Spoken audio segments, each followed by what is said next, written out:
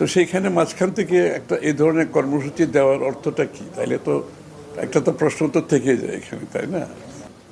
এখনো আলোচনাই শেষ হয় নাই, এর মধ্যে কর্মসূচি দিয়ে তারা দেশের মানুষকে কি বোঝাতে চাচ্ছে? আমাদেরকে তো রাজনৈতিক দলগুলোকে বাংলাদেশের মানুষ ম্যান্ডেট দেয় নাই যে আপনারা বসে বসে বাংলাদেশের ভবিষ্যৎ নির্ধারণ করুন। এই যে প্রক্রিয়া যারা চালাচ্ছে, এই যে কর্মসূচির কথা বলে, তারা কি বাংলাদেশকে একটা ফেইল্ড স্টেটের দিকে নিয়ে যেতে চাচ্ছে? বেশিরভাগ জায়গাতে ঐক্যমত হয়ে গেছে, এটা আমরা সবাই জানি। বেশিরভাগ জায়গায় ঐক্যমত হয়ে গেছে এবং আলোচনা অব্যাহত আছে এবং সবাই অংশগ্রহণ করছে। তো সেইখানে মাঝখান থেকে একটা এই ধরনের কর্মসূচি দেওয়ার অর্থটা কি? তাইলে তো একটা তো প্রশ্ন তো থেকে যায় এখানে, তাই না? এবং এই প্রশ্নের উত্তর তো জনগণ জানতে চাইবে। তাহলে আসলে কি যে ঐক্যমতের কথা বলা হচ্ছে, ঐক্যমত বলতে যে আমরা সব জায়গায় তো ঐক্য হবে তা তো না। ঐক্যমত বলতে যে জায়গায় ঐক্য হবে সেটাই আমরা সবাই মেনে সামনের দিকে এগিয়ে যাব, এই তো।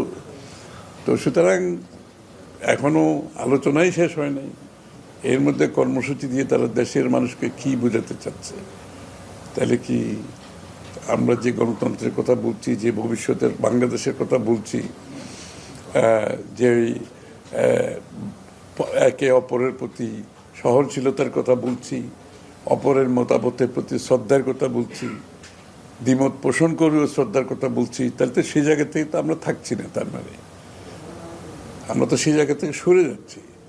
আমাদের মধ্যে যে দ্বিমতটা হবে, সেই দ্বিমতের একমাত্র আনসার হচ্ছে আপনি নির্বাচনে অংশগ্রহণ করে জনগণের কাছে আপনার ম্যান্ডেটটা আনার জন্য। যেখানে ঐক্যমত হয়নি, ঐক্যমত হওয়ার সব বিষয়ে হওয়ার কোনো কারণ নেই। সবাই ভিন্ন ভিন্ন দল করে, ভিন্ন দর্শন, ভিন্ন চিন্তা, ভিন্ন ভাবনা, ভিন্ন ভবিষ্যৎ রূপরেখা সবার। তো সেখানে তো যে জায়গাটায় আমরা ঐক্যমত হয়েছি ভালো কথা, যে জায়গাটা হয়নি সেটা তো আমরা আগামী নির্বাচনে জনগণের কাছে প্রত্যেকটা দলকে নিয়ে যেতে হবে, জনগণের মত নিতে হবে, যেহেতু ঐক্যমত হয়নি। এবং আমি তো এটাও বলতে চাই যে যেখানে ঐক্যমত হয়েছে এটাও তো আমি জনগণের কাছে নিয়ে যেতে হবে, কারণ আমরা ঐক্যমত করার তো কেউ না। আমরা কিছু রাজনৈতিক দল বসে ঐক্যমত করার কে?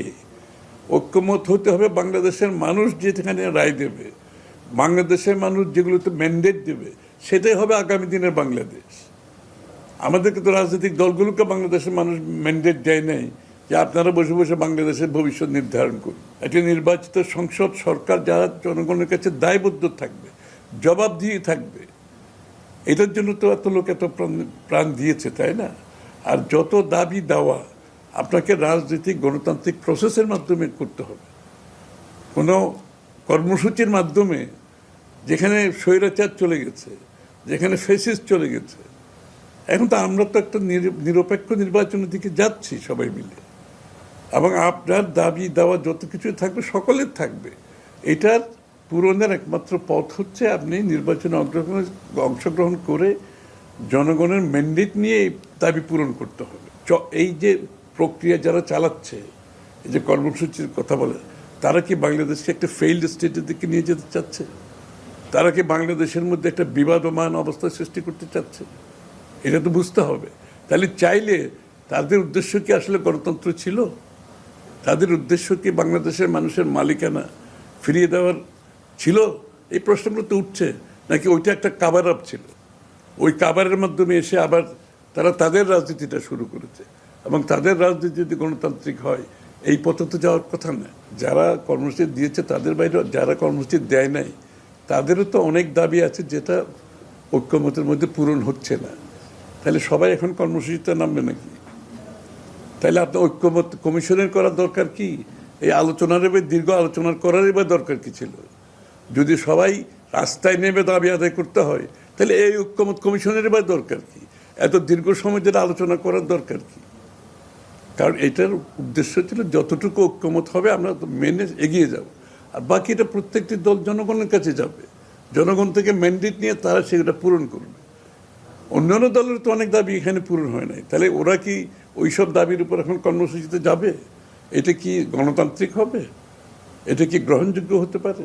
এটা কি বাংলাদেশের যে স্টেবিলিটি, আমরা স্থিতিশীলতা চাচ্ছি, তার পক্ষে যাবে না বিপক্ষে যাবে? গণতন্ত্রের পক্ষে যাবে না বিপক্ষে যাবে, এটা তো বিবেচনার বিষয়, তাই না? খুব সহজ এই সিদ্ধান্ত, এটা না বোঝার কোনো কারণ তো নাই।